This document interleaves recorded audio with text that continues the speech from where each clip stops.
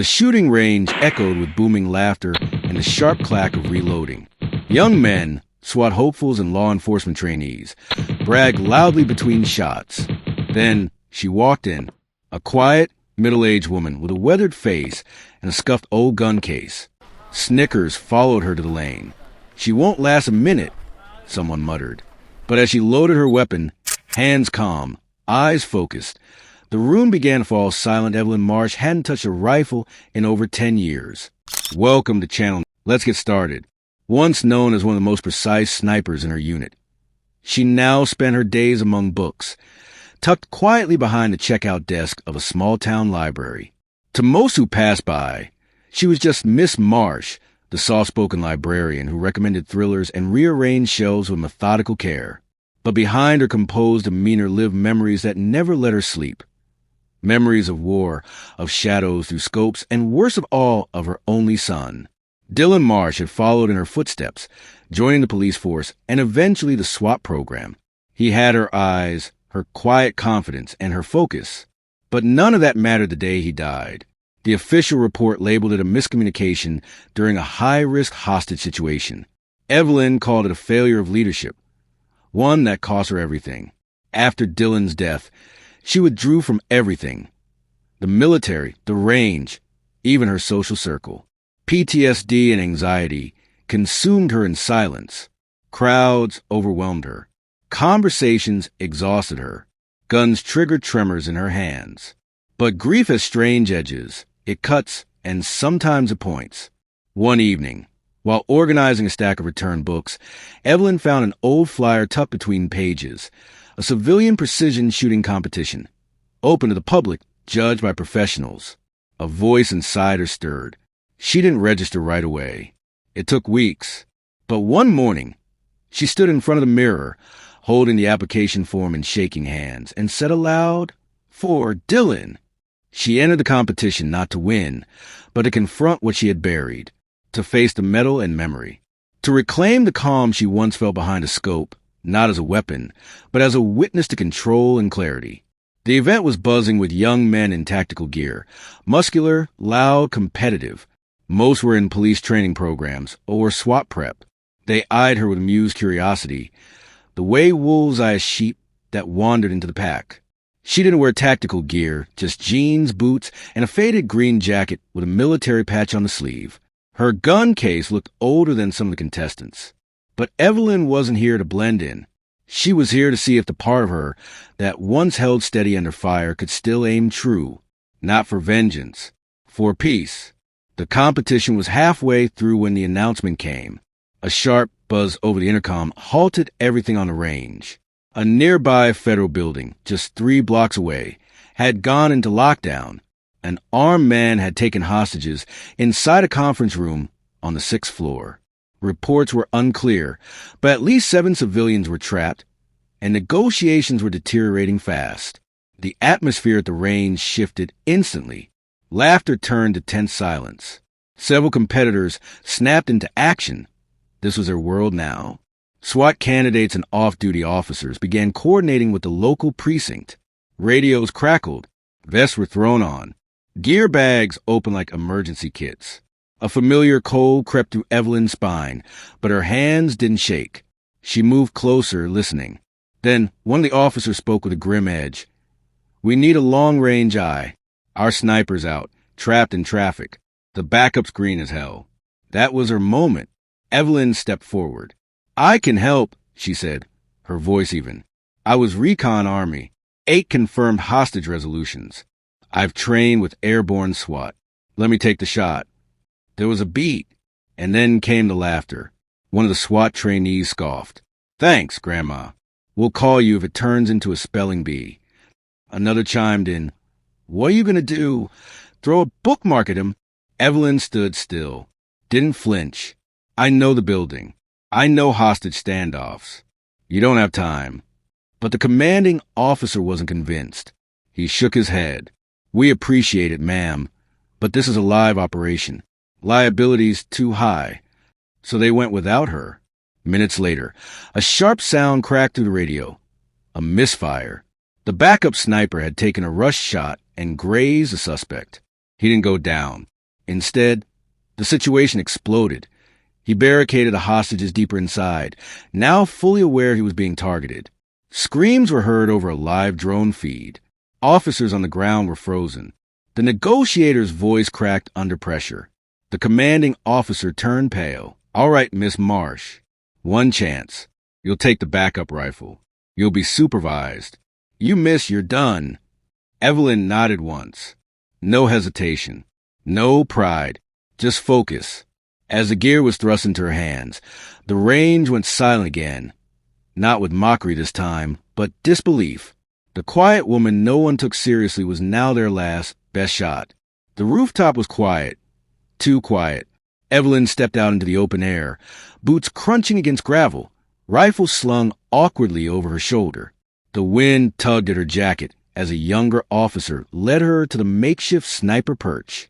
The city sprawled beneath her, and just across from them, 6 floors up, was the building where lives hung in the balance. She crouched beside a mounted bipod and took a breath. The rifle wasn't hers, newer, heavier, unfamiliar, but the mechanics hadn't changed. Not really. Still, her fingers trembled as she adjusted the scope. The rooftop faded for a moment. In its place came the screams of her past. A dim, sand-colored room in Kabul. The breathless hush of a sniper team under pressure. The crack of a rifle. And then the flag-draped coffin. Her son, his eyes, blue like hers, closing for the last time. She blinked hard, returned to the present, and adjusted her breath. A drone feed piped into her earpiece. Inside the conference room, the hostage-taker paced erratically. One hostage was already down, confirmed dead. The others were huddled near the windows, trembling. "I have eyes," she whispered. "Keep them to yourself," snapped one of the ground commanders over comms. "Your backup only. Do not fire unless given the go." She didn't reply. Instead, Evelyn scanned. Her instincts started stirring. Something was off. The hostage-taker's stance, his line of sight, his distance from the hostages. It didn't match the tactical model the team had mapped out earlier. The police were focusing on the wrong flank. She clicked her radio. "Command! You're wrong on his blind side. He's left-eye dominant, and he's compensating. His weapon's been modified for a reverse grip. You're exposed if you breach north." Silence. Then copy that. Who told her to speak? Another voice jumped in, her rooftop supervisor. "She's making sense. Recommend we cross-check." But the decision was too slow. The gunman screamed. A second hostage was dragged forward. The sound around being chambered echoed through her earpiece. Evelyn breathed through her nose. Everything in her tightened. Her heartbeat slowed. "Target will fire in 10 seconds, she said softly. Still no permission. Just hesitation and bureaucratic fear. "Marsh, hold fire. Do not take the shot." She looked at the glass pane that separated her from him, calculated the angle, saw the mirror in the corner of the room. Just as her son once taught her to read a room's reflections for hidden threats. "God forgive me," she murmured. She took the shot. The silence that followed was unlike anything she'd ever heard. Then the glass shattered. The bullet screamed through the air, struck the mirror just as calculated, deflected at the perfect angle, right into the temple of the hostage-taker. He crumpled instantly. The hostages screamed, but it was a scream of disbelief, of release. On the comms, silence held like a held breath. Then someone muttered, "No F asterisk asterisk asterisk ing way." Cheering erupted inside the command van. She did it. She actually did it. Even the rooftop officer next to her turned, mouth open, speechless. Evelyn exhaled slowly and laid the rifle down. In the end, it wasn't just a bullet that pierced the glass. It was everything she carried, the doubt, the grief, the ghosts. For the first time in years, she didn't feel broken. She felt like herself again. The building echoed with thunderous boots and shouted commands as the SWAT team stormed in moments after Evelyn's shot. They swept through hallways, clearing rooms with mechanical precision. When they reached the conference room, they stopped cold. All 5 remaining hostages were alive, shaken, crying, but untouched. And there, lying face down in a pool of his own blood, was the hostage taker. The bullet had entered at a perfect angle, bypassing the hostages entirely. No stray fragments. No collateral damage. A single impossible shot. Command stared at the live drone feed. No one spoke. Then the radio buzzed. Target down. No further casualties. Room is secure. Applause broke out in the mobile command unit. Officers clapped backs. One lieutenant laughed in disbelief. She saved them all. Within an hour, helmet cam footage made its way to a local news station. The story hit the internet like wildfire. Unknown woman at shooting competition saves hostages with impossible shot. Headlines bloomed. Experts analyzed the ricochet, stunned by the precision. Every media outlet wanted to know who she was. Back on the rooftop, Evelyn remained seated, head bowed slightly as if in prayer. The borrowed rifle rested beside her. She hadn't spoken since taking the shot. The rooftop access door slammed open. A tall figure marched toward her, young, square-jawed in tactical black. The original SWAT sniper, the one who missed. He stopped a few feet from her. His face was flushed with frustration, embarrassment, awe. "You disobeyed a direct order," he said tightly. Evelyn didn't look up. "You were told to stand down. That shot could have gotten people killed."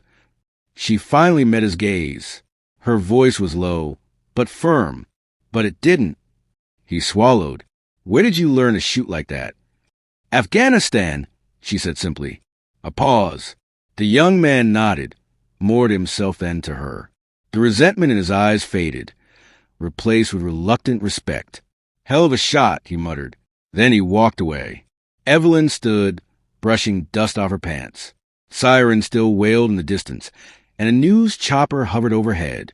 Someone called her name from the stairwell. Likely a reporter, or maybe one of the commanders finally realizing who she was. But she didn't respond. Instead, she slung the rifle over her shoulder and walked the other way, toward the fire escape, down the side of the building, away from the flashing lights, the applause, the viral headlines. She didn't want credit.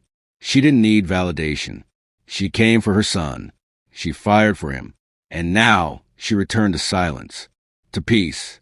In the days following the hostage rescue, the city buzzed with talk of the mysterious woman sniper. The mayor's office sent an official invitation for a medal ceremony, complete with press coverage and a public commendation. Evelyn declined. She sent a polite letter thanking them, but insisted her actions were not for recognition. Instead, she turned her attention to something that mattered more. One morning, she found a handwritten note in her library's inbox. It was from a young police academy cadet named Alina, one of the few women in her class, who had seen the footage and recognized Evelyn from a range. Alina wrote how she often felt dismissed and underestimated, until she saw Evelyn prove them all wrong.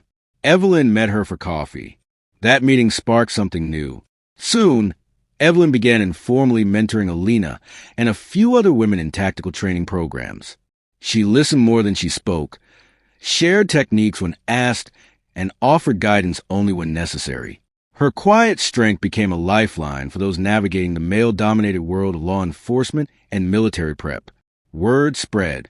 What started as a single conversation grew into a modest support group, small but deeply meaningful. At a precinct award banquet weeks later, the SWAT commander who once dismissed her took the podium. He publicly acknowledged Evelyn's contribution and skill. With an uncomfortable but genuine tone, he offered an apology, admitting the team's mistake in doubting her. Cameras caught Evelyn sitting in the back row, expression unreadable. She didn't clap, but she nodded.